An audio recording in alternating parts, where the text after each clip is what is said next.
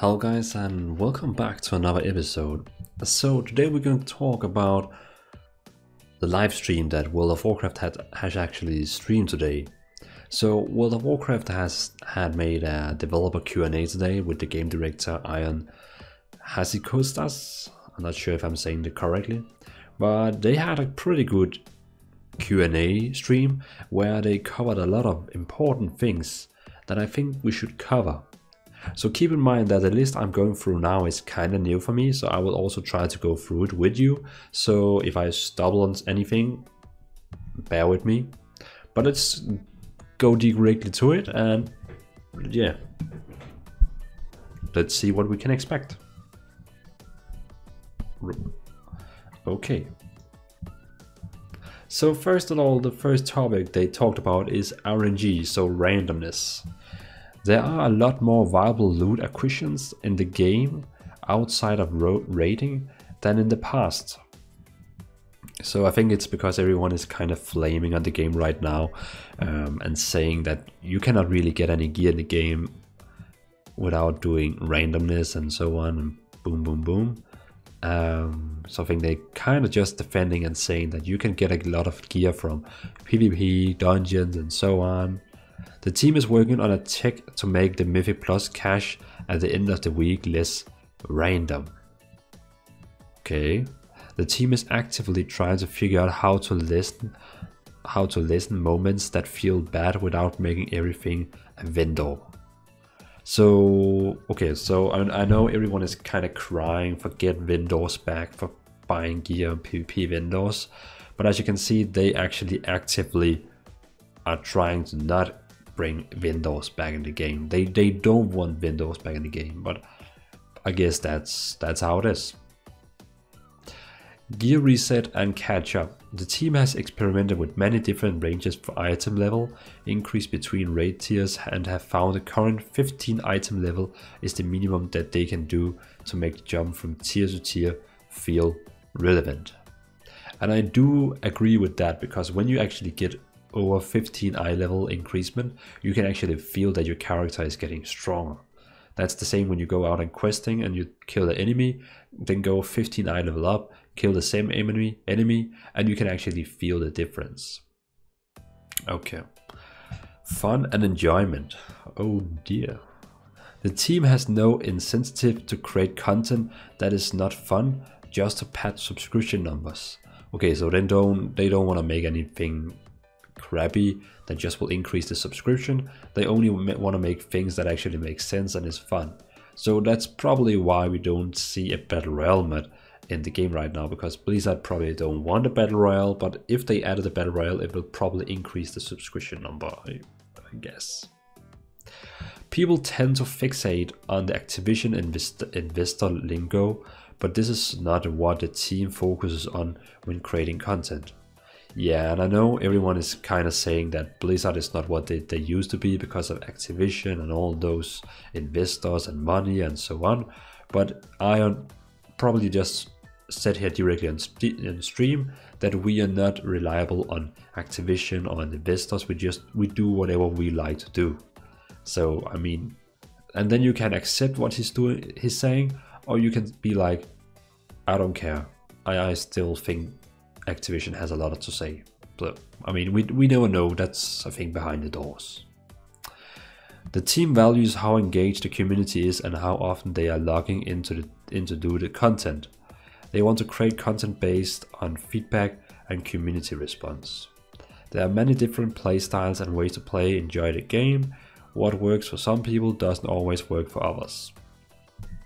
Well, I do agree. PvP rewards. Conquest rewards are not as high of an item level as raids and other harder content because of its participation awards just for engaging in PvP.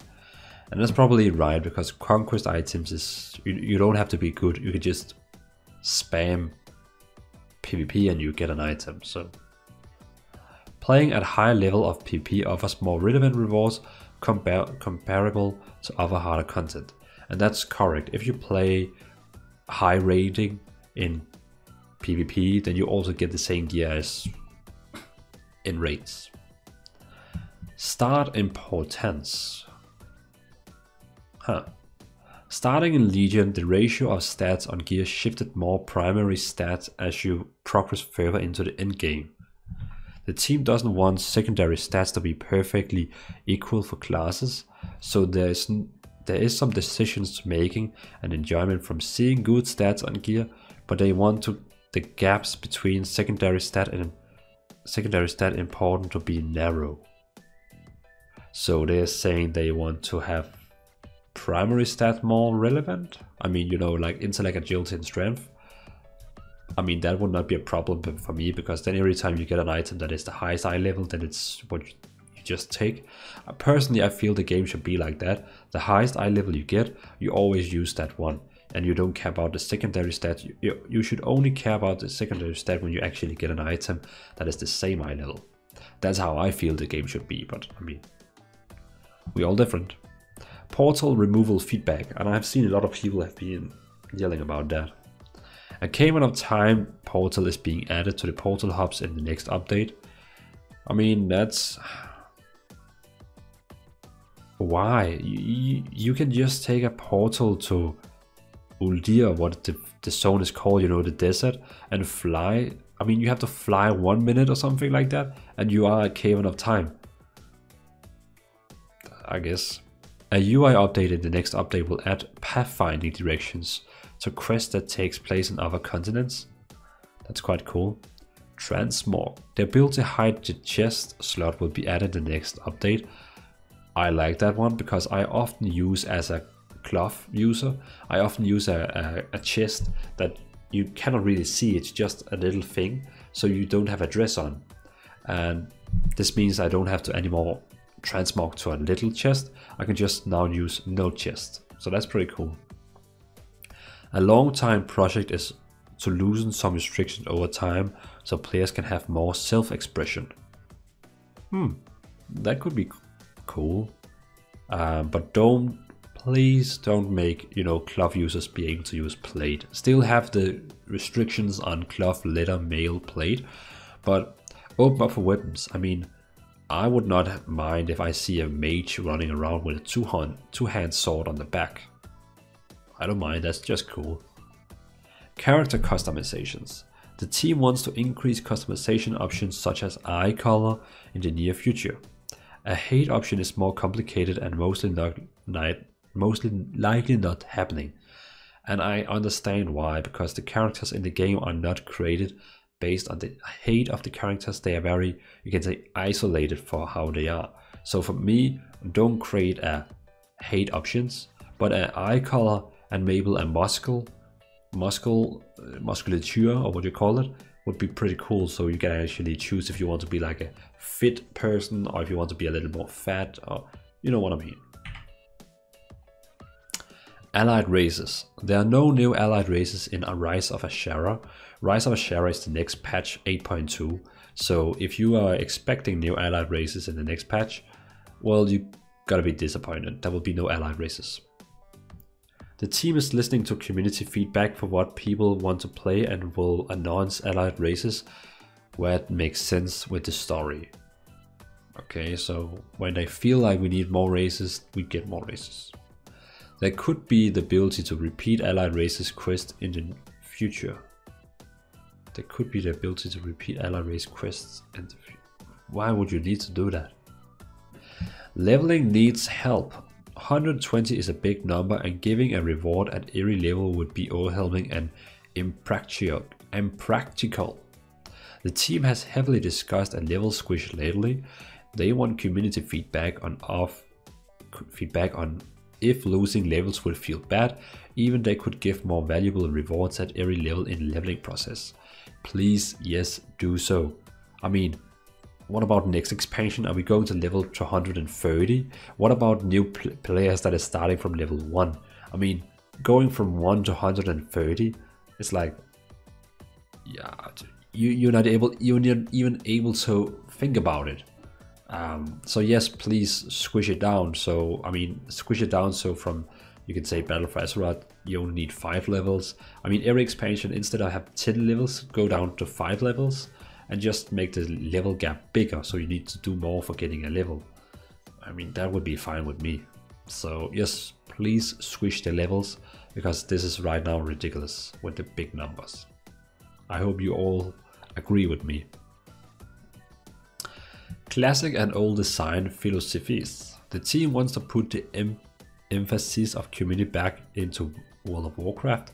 With that said, they also don't want to make people feel like they can't play without other people. Okay. Role-playing servers in Classic. There will be a role-playing server option in Classic. Well, that's fine, I'm not using it, but okay. Certain guild features were lost in transition of integration communities into Battle.net platform. The team is working and listening to feedback to bring back what is missed most. I see. The 2 sides of every tale achievement, that's the achievement where you have to do the full faction war campaign on both Alliance and Horde, and you will get a mount. The team thought it would be cool reward for people who saw both narratives. It isn't necessarily starting a trend to play both factions. And yes, of course it's not a trend. Either you play Horde or you play Alliance. I mean, you have all your friends on either Horde or Alliance, and if you suddenly begin to play on an opposite faction, you're not able to play with any of your friends because they are on the opposite faction. So making people have to play on each faction is directly bullshit. I mean,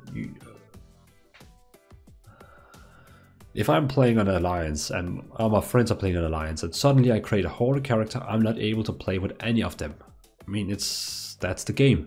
So either you remove the restrictions so you cannot play on. I mean, for me, I would not mind playing Battlegrounds and Dungeons with both Alliance and Horde in the same. I mean, I don't care. But again, if you make faction restrictions, then don't make people play both classes, races. I mean, it's... yeah, I don't know, man. Gold. The team did not like what Warlords and Legion did to the economy and tried to pull back in Battle for Azeroth. They have reintroduced gold rewards after some changes in the beginning of the expansion, such as emissary rewards. The team wants to repair and consumable cost to be easily done through normal gameplay. Selling runs for gold has been going on since the game launched. It is much healthier for it to happen with the in-game currency of sketchy methods. Over sketchy methods, yeah, so they don't want people to actually get money for boosting. But for gold, it's fine. I mean, that's fine for me also. The team doesn't want advertising of selling runs to dominate channels and group finder and have taken steps to try to stop it. But there's no way to stop it completely. Of course not. You cannot stop people for spamming. So, Demon Hunter server restrictions. No plans to remove the restrictions in Battle for Azeroth, but mostly like in the future as they did with Death Knights.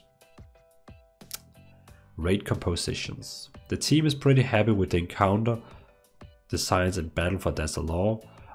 Ideally, there will be some fights that are more friendly to ranged, and in turn, some that are friendlier to melee. Outliers are usually changed, such as Mithrax and Mythic Fetid Devour. Oh, there's more. Reputation in dungeons. It is unlikely that reputation will be awarded for just doing dungeons because it is mostly tied to the outdoor content. They don't want chaining dungeons to be the most practical method of obtaining reputation. In the past, they had reputation in dungeons because of the limited amount of dailies. With World of Warcraft quests, there are more ways to earn rep now. Talkiel and Demonology Warlocks.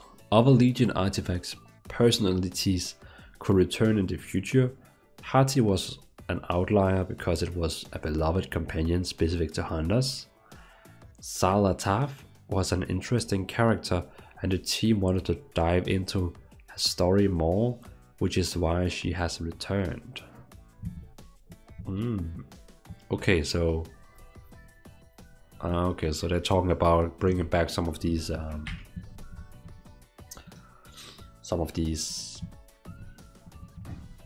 specific class things. So yeah, so this is pretty much the overall, you could say, the overall things that we got from the interview with Iron. So I mean, it wasn't really about what is going on soon. It's more like of what they're thinking about and what they are going to do and what is going to happen with the game. So personally, I feel like I'm fine. I'm fine with the interview. It was a good interview. It was a fine meeting. We got some information, and we can see that they are actually listening to all of us players who are having troubles, or what we enjoy and what we don't enjoy. But I'm really interested to see what we're going to get in patch 8.2.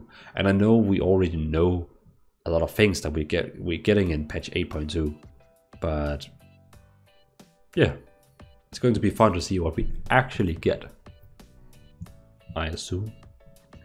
So thanks guys for watching, and this was the recap of the interview if you haven't seen it by yourself. So thanks guys for watching, have a great evening, and see you in the next video. Peace out.